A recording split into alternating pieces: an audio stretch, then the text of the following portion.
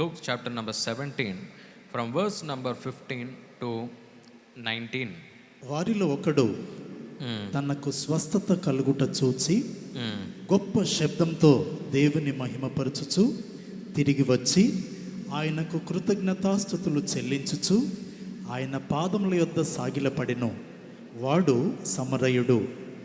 అందుకు యేసు, 10 మంది శుద్ధులైరి కారా? ఆ 9 ఎక్కడా? ఈ అన్యుడు తప్ప దేవుని మహిమపరచుటకు తిరిగి వచ్చిన వాడెవడును అగుపడలేదా అని చెప్పి, నీవు లేచి పొమ్ము, నీ విశ్వాసము నిన్ను స్వస్థపరిచినని వానితో చెప్పెను. వారితో చెప్పాను అంటే ఇక్కడ మనము ఎలాంటి ఒక సందర్భం మనం చూడగలుగుతున్నామంటే, 10 కుష్ఠరోగులు ప్రభు అయిన యేసుక్రీస్తు దగ్గర వారు వెళ్తున్నారు.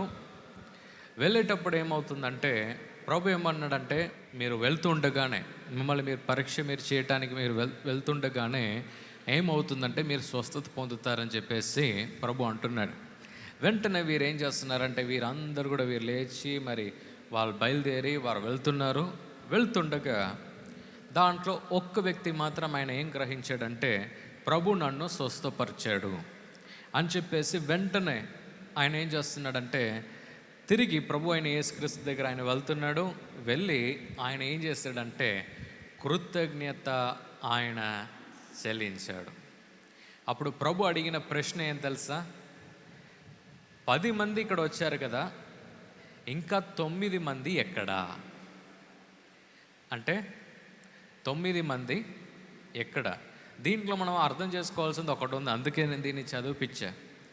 ప్రభు ప్రతి ఒక్క మనిషి దగ్గర కూడా ఆయన చేసిన మేలు మనం మర్చిపోకుండా ఆయనకు మనం కృతజ్ఞత ఇవ్వాలని ఆయన ఆశపడుతున్నాడు. ఎంతమందికి అర్థమైంది? ప్రభు అయిన యేసుక్రీస్తు ఆయన జీవితంలో ఎంతోమందిని ఆయన స్వస్థపరిచాడు.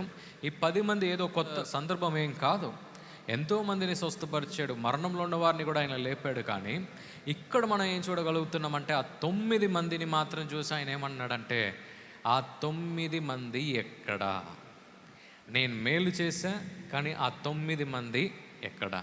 కొన్నిసార్లు మన జీవితంలో బ్లెస్సింగ్ అవ్వకుండా ఆపేది ఏం తెలుసా? మనము ప్రభుకు కృతజ్ఞత ఇవ్వకపోవటం. ఎంతమందికి అర్థమైంది? ఇక్కడ 19వ వచనం ఒకసారి రీడ్ చేయండి. నీవు లేచి పొమ్ము, నీ విశ్వాసము నిన్ను స్వస్థపరిచినని వారితో చెప్పాను. అంటే ఆయన ఏమన్నాడంటే, నువ్వు స్వస్థపరచబడ్డావు అని చెప్పేసి ఆ ఒక్క వ్యక్తిని చూసి ప్రభు ఆయన అంటున్నాడు. హల్లెలూయా. అంటే God is telling to you today, ఈరోజు మీ జీవితంలో ప్రభు చేసిన మేళ్లకు మీరు ఎక్కడన్నా ఆ మహిమను మీరు దొంగలించుకుంటున్నారా, లేకుంటే ప్రభుకి ఆ మహిమను మీరు ఇస్తున్నారా? ఎంతమందికి అర్థమైంది నేను చెప్పింది? ఇక్కడ కూడా ప్రభు మనకు అదే ఆయన గుర్తు చేస్తున్నాడు. Rise and go, your faith has made you well. ఇక్కడ ఈ 9 మంది కొన్ను ఆ ఒక్క వ్యక్తికి మాత్రం ఒక తేడా అవుతుంది వారి యొక్క జీవితంలో. ఏం తెలుసా? ఈ 9 మంది వారి యొక్క స్వస్థతను వారు పొందుకున్న వెంటనే వారు జంప్ అయిపోయారు. కొంతమందిని మీ జీవితంలో చూసారా? మీకు కావాల్సినంత వరకు మీ వెనక తిరుగుతారు. మీతో పని అయిపోయిన తర్వాత ఏం చేస్తారు? మీకు హెల్ప్ కావాలనేటప్పుడు మీరు ఒక 10,000 ఇచ్చి ఉంటారు. ఒక 10 రోజుల తర్వాత మీరు కాల్ చేస్తే ఫోనే బ్లాక్ చేసేస్తాడు వాడు. ఎప్పుడన్నా గమనించారా? రే హెల్ప్ రా అని చెప్పేసి వస్తే మనం హెల్ప్ చేస్తే 10 రోజుల తర్వాత ఫోన్ కూడా కలవదు. అంటే నేనేమంటున్నా అంటే, ఇక్కడ 2 విధమైన మనుషులు అక్కడ ఉన్నారు. ఆ 9 మంది వారికి జీవితంలో మాత్రం వారికి ఏమవుతుందో తెలుసా? ఫ్యూచర్లో వారికి ఏదైనా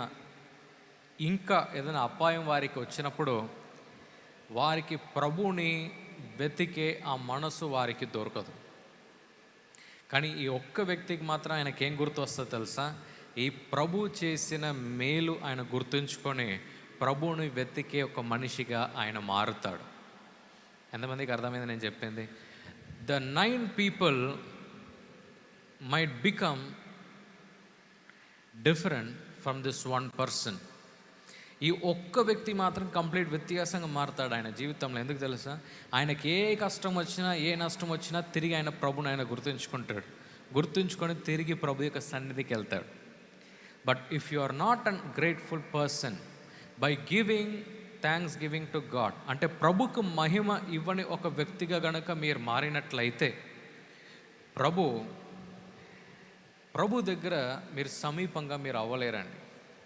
మీరు ప్రభు దగ్గర మీరు సమీపంగా మీరు అవ్వాలంటే అన్ని సందర్భంలో కూడా ప్రభుకి మీరు కృతజ్ఞత అర్పణలు మీరు చెల్లించాలి.